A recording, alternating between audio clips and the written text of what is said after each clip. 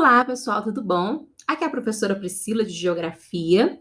Vamos iniciar aí a nossa aula com o percurso 8, Sociedade Urbana Industrial, Matriz Energética e Matérias-Primas.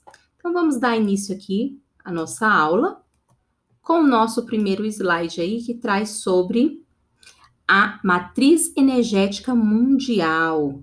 Então, assim, o que é importante aqui a ser dito antes da gente fazer aqui a análise, né, desse gráfico aqui ao lado? Que assim, um dos grandes problemas do mundo atual é que com o aumento aí da população e da produção, aumentou também o consumo de energia, né? Então, assim, o consumo dessas fontes de energia, como a gente pode até mesmo observar aqui por esse gráfico aqui ao lado, vem aumentando cada dia mais e mais. Então, assim, o petróleo, o gás natural, o carvão, corresponde a cerca de praticamente 80% da produção mundial, né? Toda a parte aí cerca de 80% da produção mundial de energia, tá bom? Então, assim, por serem ainda a base energética, a sociedade industrial e seu consumo aumentou muito nas últimas décadas. Então, principalmente ali dentre os países mais industrializados. Então, assim, os países mais industrializados também tendem a ter um gasto maior aí com essas fontes de energias, principalmente as de combustíveis fósseis, tá bom? Por fazerem parte aí dos recursos não renováveis, o estoque mundial de energia quadriplicou nos últimos 50 anos. Apesar disso, aproximadamente aí um terço da população não dispõe de eletricidade. Assim como o consumo, a distribuição geográfica das fontes de energia no mundo é muito irregular, tá bom? Então, aqui nós vamos ter uma imagem, né, que retrata bem isso, né, esse gráfico.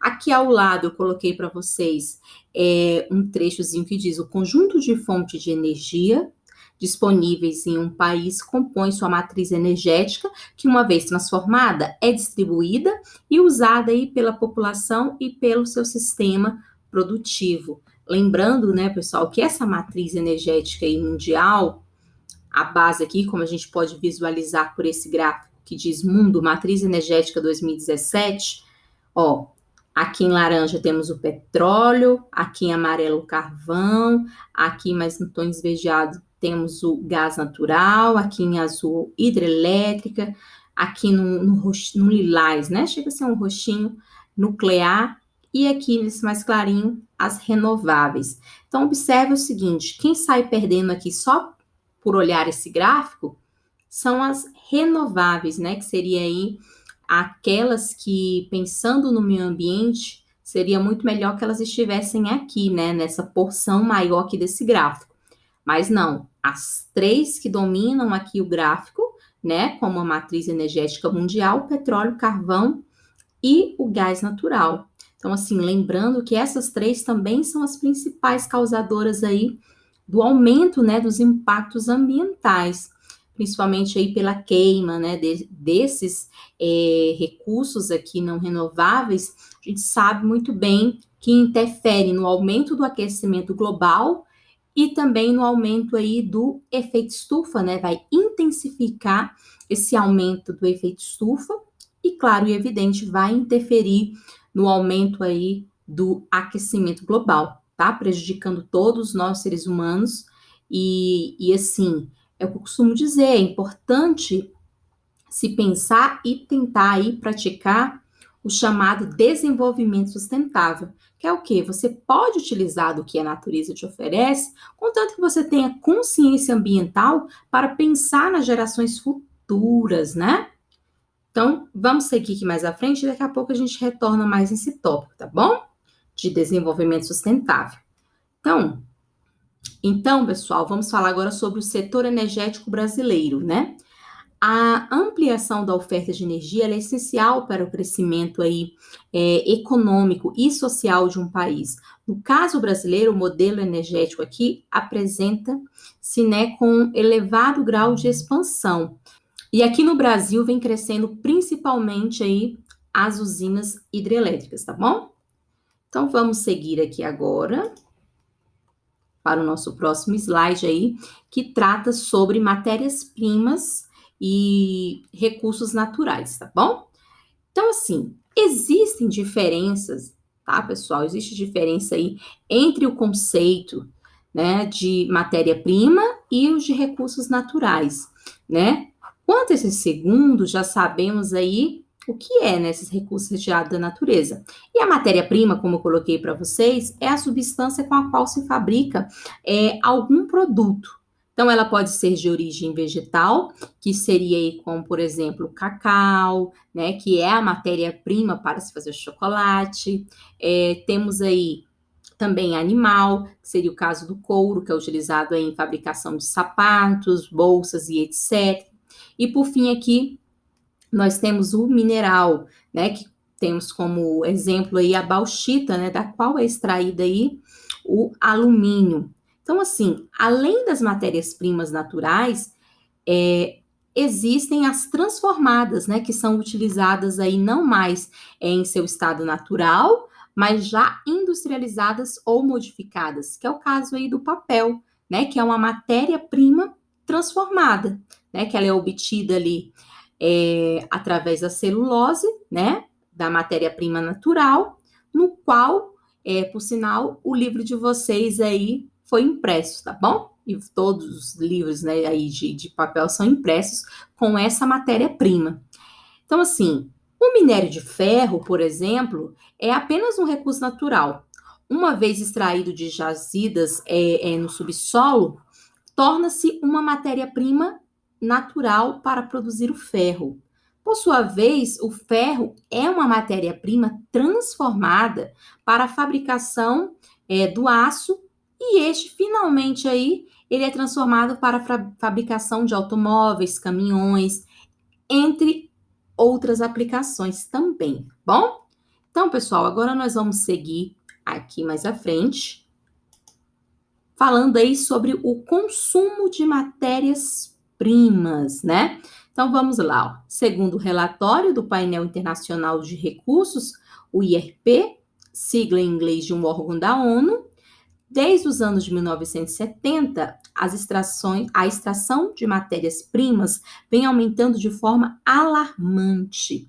E assim, eu fiz questão aqui de colocar em negrito aqui para vocês, em destacar 1970. Por quê? Porque nesse período aqui ainda estava ocorrendo o que no mundo?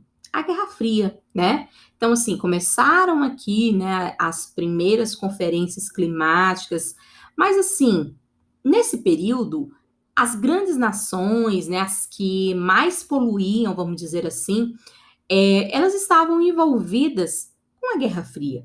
Elas, infelizmente, não estavam preocupadas aí com uma questão do meio ambiente. Então, infelizmente, aqui, eles focaram somente no desenvolvimento, retirar toda a matéria-prima ali que eles pudessem da natureza para poder crescer, aumentar a economia, e infelizmente foram deixando de lado a questão da preservação ambiental. Então, a preservação ambiental foi sendo deixada de lado, bom? E aqui eu coloquei no segundo tópico para vocês, né? 1991, Sociedade do Consumo, aí eu coloquei que aumentou. Por que que isso também ocorreu, pessoal? Essa data aqui, muito importante, 1991, pelo fato que nessa época aqui foi quando teve, de fato, aí o fim da União Soviética, né? Então, nesse período aí, vamos dizer assim, já tinha terminado, né, a Guerra Fria, que terminou em 1989, quando teve ali a queda do Muro de Berlim, lá na Alemanha. Mas, assim, o pontapé inicial vai ser mesmo a partir aí dessa data, que é quando, de fato, né, o mundo está ali totalmente envolvido, né, boa parte, né, na verdade, envolvida com o sistema capitalista, né, como os Estados Unidos sai ali o vencedor dessa Guerra Fria, consegue implantar no mundo o seu sistema capitalista, isso vai interferir na sociedade do consumo, porque o sistema capitalista é isso, a questão do ter, de você consumir, né, você já tem uma coisa, mas você quer ter mais, mais, mais e mais, e infelizmente algumas pessoas, né, só vão comprando, consumindo, e vão esquecendo e vão deixando de lado o meio ambiente, tá bom?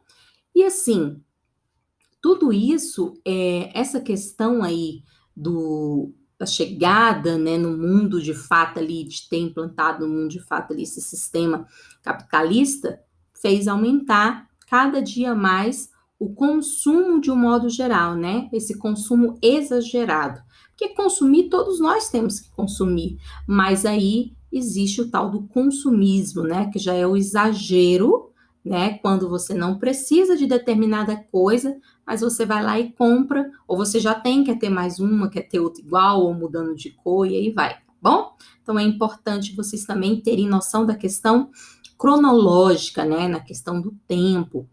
E aqui nós temos um outro tópico que é o desenvolvimento sustentável. O que seria o desenvolvimento sustentável? É o que eu já falei com vocês ali no início da nossa aula, que é você poder utilizar do que a natureza te oferece, contanto que você pense nas gerações futuras. É o que eu costumo dizer, pessoal.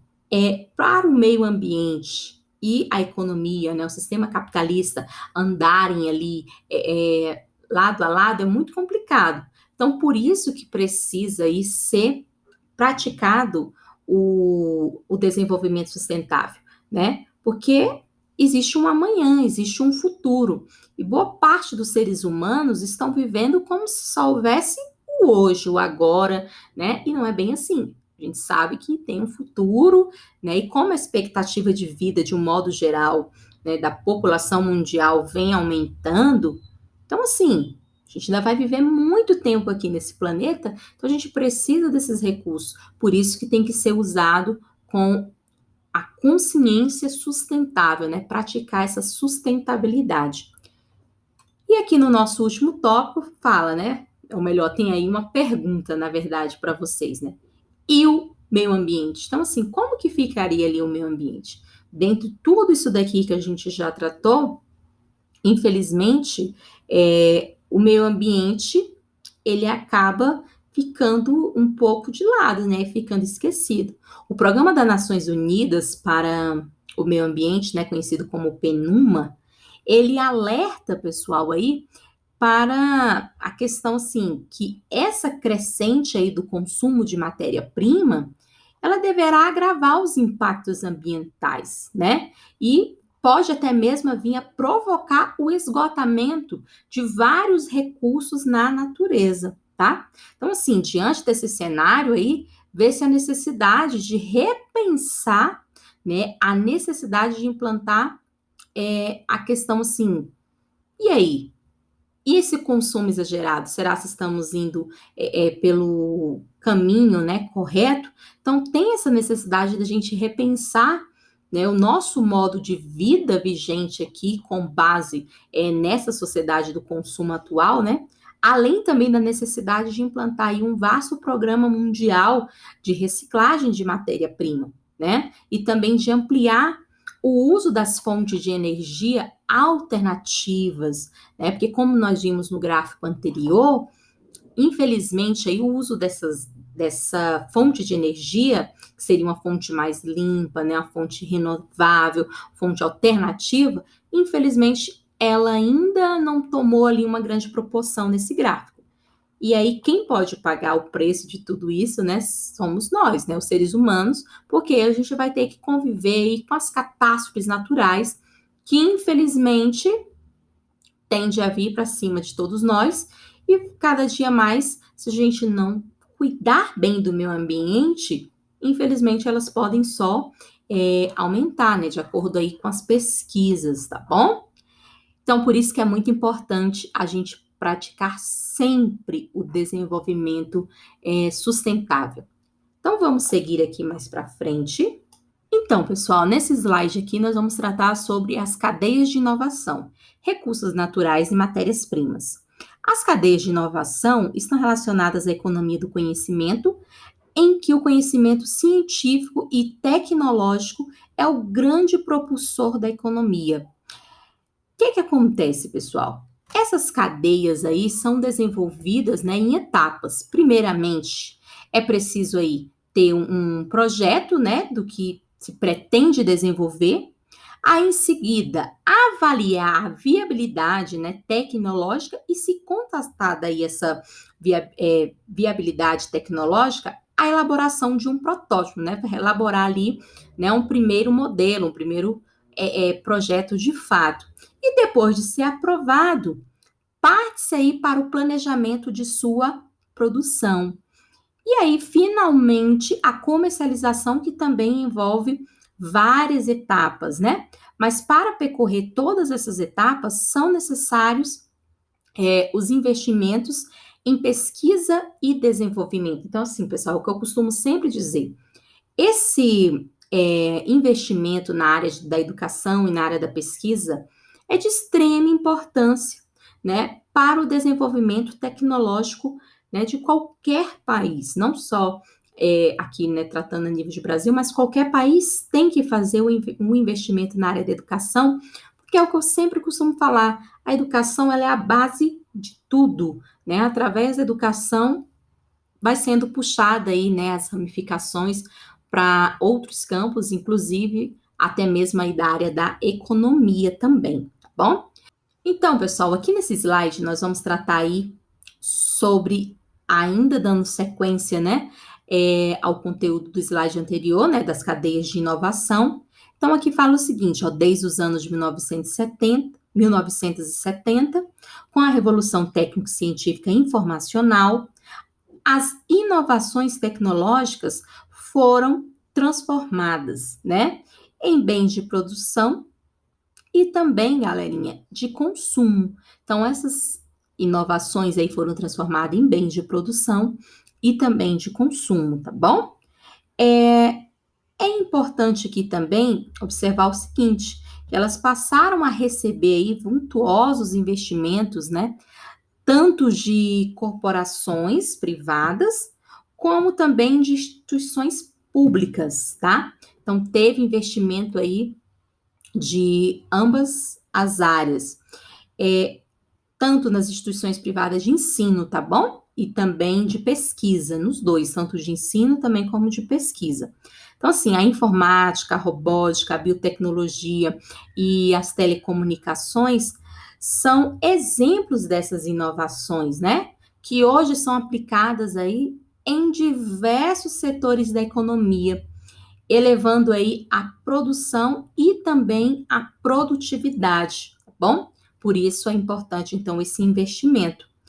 E aí, o que que acontece, galerinha? A disseminação, né, em todo o mundo, mas principalmente aí nos países desenvolvidos, né, de centros de pesquisa, são denominadas tecnopolos, tá? Então, é chamado aí de tecnopolos, que seria o quê? É um fator determinante, né, para impulsionar o desenvolvimento econômico e social de um país, exigindo aí uma mão de obra diferenciada, uma mão de obra mais qualificada, tá bom? Então, por isso, do investimento na área da educação. E por fim, aí, nós temos no nosso último tópico aqui desse slide, tratando o seguinte: atualmente, para se manter viáveis, as cadeias de inovação devem buscar a diminuição do consumo de matérias-primas, evitando o risco de esgotamento dos recursos naturais. Então, basicamente é o que a gente já tratou aqui nessa nossa aula de hoje. Então, galerinha, eu vou ficando por aqui. Espero ter contribuído com vocês. Não esqueçam, tá? De fazer as anotações, observações no caderno de vocês e também não deixem de realizar as atividades do livro e as atividades que estão sendo postadas aí para vocês no portal do Colégio Liceu, tá bom? Então, no mais é isso. Até a nossa próxima aula. Tchau, até mais.